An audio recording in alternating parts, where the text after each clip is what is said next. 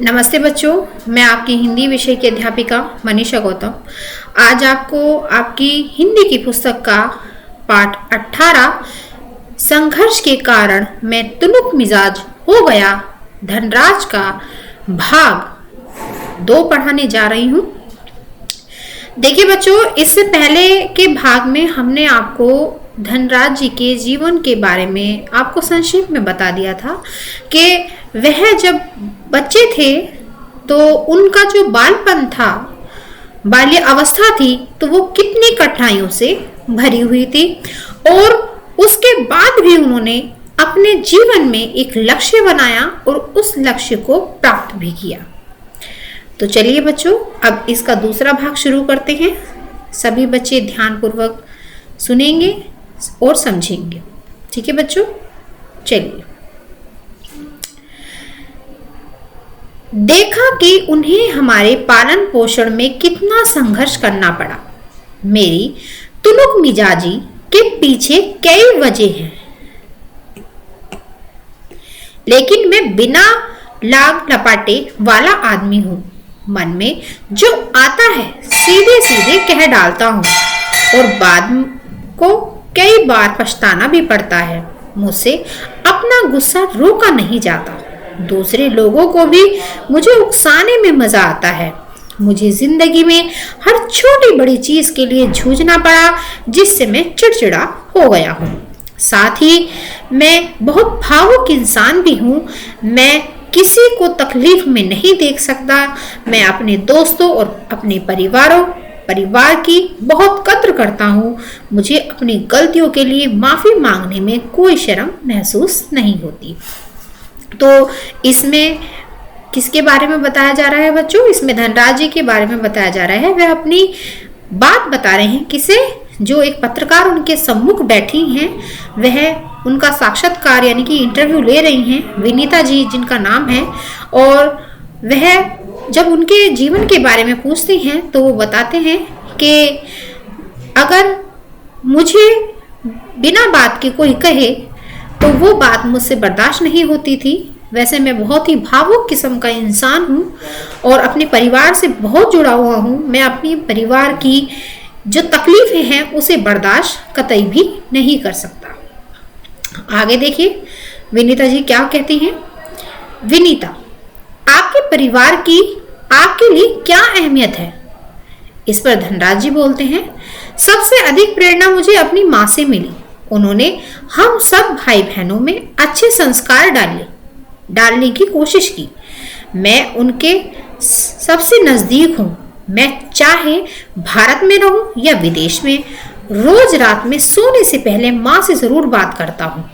मेरी माँ ने मुझे अपनी प्रसिद्धि को विनम्रता के साथ संभालने की सीख दी है। मेरी सबसे बड़ी भाभी कविता भी मेरे लिए माँ की तरह है और वह भी मेरे लिए प्रेरणा स्रोत रही है। तो विनीता जी जब उनसे सवाल करती हैं कि आपके परिवार की आपके जीवन में क्या महत्व है, तो वो बताते हैं कि मेरे जो सबसे करीब है वो है मेरी माँ, क्योंकि मेरी माँ ने मुझे ऐसी सीख दी है जो मेरे जीवन को सुधारने में बहुत सहायक रही है। उन्होंने कहा था कि अपने संस्कार को तुम्हें कभी नहीं भूलना है और कभी घमंड नहीं करना है।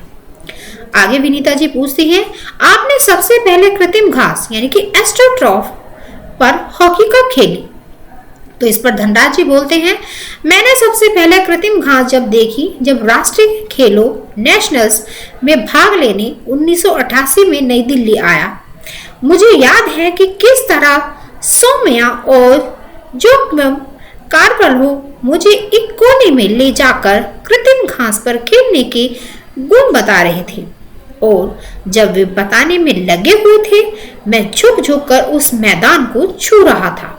मुझे विश्वास ही नहीं हो रहा था कि विज्ञान इस कदर तरक्की कर सकता है जिससे कृत्रिम घास तक उगाई जा सकती है। तो वो कृत्रिम घास के बारे में बता रहे हैं कि उन्होंने कृत्रिम घास के मैदान में किस प्रकार से खेला था। उन्हें यकीन ही नहीं हो रहा था कि विज्ञान जो है वो इतनी तरक्की कर सकता है कि प्राकृतिक जो घास होती है बिल्कुल हूबहू उसके जैसी कृत्रिम घास विज्ञान के द्वारा उगाई भी जा सकती है, जिस पर वह खेल रहे थे। आगे विनीता जी कहती हैं, हर युवक का यह सपना होता है कि उसके पास एक कार हो। आपके पास अपनी पहली कार कब आई? तो इस पर वह कार के बारे में पूछ रही है कि आपके पास कार कब आई। इस पर धनराज जी बोलते हैं, मेरी पहली कार एक सेकंड हैंड अरमांडा थी जो मुझे मेरे पहले के एम्पायर ने दी थी, जब तक मैं काफी नामी खिलाड़ी बन चुका था। मगर यह कोई जरूरी नहीं कि शोहरत पैसा साथ लेकर आए। मैं तब भी मुंबई की लोकल ट्रेनों और बसों में सफर करता था, क्योंकि टैक्सी में चढ़ने की हैसियत मुझ में नहीं थी। मुझे याद है एक बार किसी फोटोग्राफर ने एक भीड़ से भरे रेलवे स्टेशन पर मेरी तस्वीर खींचकर अगली सुबह अखबार में यह खबर छाप दी कि हॉकी का सितारा पिल्ले अभी भी मुंबई की लोकल ट्रेनों में सफर करता है। उस दिन मैंने महसूस किया कि मैं एक मशहूर चेहरा बन चुका हूँ और मुझे लोकल ट्रेनों में सफर करने से बचना चाहिए। लेकिन मैं कर ही क्या सकता था? मैं जो भी हूँ थोड़ा बहुत कमाता, उससे अपना परिवार चलाना पड़ता था। धीरे धीरे पैसा जमा करके बहन की शादी की और अपनी माँ के लिए हर महीने पूरे पैसा भेजना शुरू किया। आज मेरे पास एक फोर्ड आइकन है जिसे मैंने सन 2000 में खरीदा था, मगर वह किसी कारपोरेट हाउस का दिया हुआ तोहफा नहीं, बल्कि मेरी मेहनत की गाड़ी कमाई से खरीदी हुई कार है। तो जब विनीता जी उनसे पूछती हैं कि भाई आप ये बताइए कि आपने अपने जीवन में सबसे पहले कार कब खरीदी, तो वो अपनी आप बीती सुनाते हैं, अपने समय की बात बता रहे थे कि जरूरी नहीं है कि जो इंसान कामयाब हो जाता है, जो एक पहचान बन जाता है, एक नामी गिरामी चेहरा बन जाता है, जरूरी नहीं कि उसके पास दौलत भी आ जाए। दौलत आती है लेकिन धीरे धीरे। तो जिस समय की आप बात कर रही हैं उस समय मेरे पास पैसा नहीं था, मेरी हैसियत नहीं थी कि मैं एक टैक्सी भी कर सकूं। लेकिन समय के साथ साथ परिवर्तन हुआ और मैंने एक अपनी मेहनत की गाड़ी भी खरीदी, जिसे मैं अपनी मेहनत के पैसों से मैंने वह खरीदी थी। चलिए आगे चलते हैं। विनीता, सफलता का आपके लिए क्या महत्व है? हॉकी को आपने इतना कुछ दिया, इसके बदले आपको क्या मिला? तो इस पर धनराज जी बोलते हैं, कुछ रुपए इनाम में मिले थे, मगर आज खिलाड़ियों को जितना मिलता है उसके मुकाबले में पहले कुछ नहीं मिलता था। मेरी पहली जिम्मेदारी थी परिवार में आर्थिक तंगी को दूर करना और उन सबको एक बेहतर जिंदगी देना। विदेश में जाकर खेलने से जो कमाई हुई उससे मैंने 1994 यानी कि 1994 में पुणे के भाव पाटिल रोड पर 2 बेडरूम का एक छोटा सा फ्लैट खरीदा। घर छोटा जरूर, पर हम सबके लिए काफी था। 1999 में महाराष्ट्र सरकार ने मुझे पवई में एक फ्लैट दिया। वह ऐसा घर है जिसे खरीदने की मेरी खुद की हैसियत कभी नहीं हो पाती। तो देखिए यहाँ पर धनराज जी जो हैं वो इतने अच्छे व्यक्ति हैं कि अपनी सारी की सारी जीवन की गाथा उन्होंने विनीता जी को सुनाई है।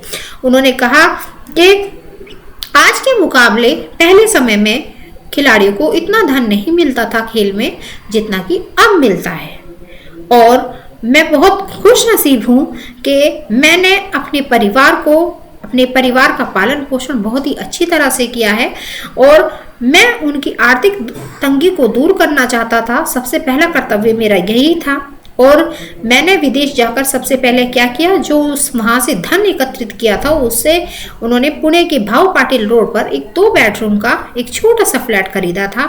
और उसके बाद 1999 में महाराष्ट्र सरकार ने मुझे पवई में एक फ्लैट गिफ्ट किया जिसे मेरी खुद की खरीदने की हैसियत भी नहीं थी। तो देखा बच्चों, इससे हमें एक सीख भी मिलती है कि समय कब किसका बदल जाए कुछ पता नहीं चलता है और कठिन परिश्रम हमें हमेशा करते रहना चाहिए। फल तो एक ना एक दिन मिलना ही निश्चित है। ठीक है बच्चों, तो आज हमारा यह पाठ यहीं समाप्त होता है।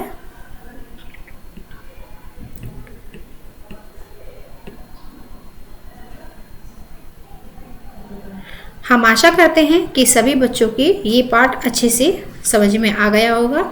ठीक है बच्चों, धन्यवाद।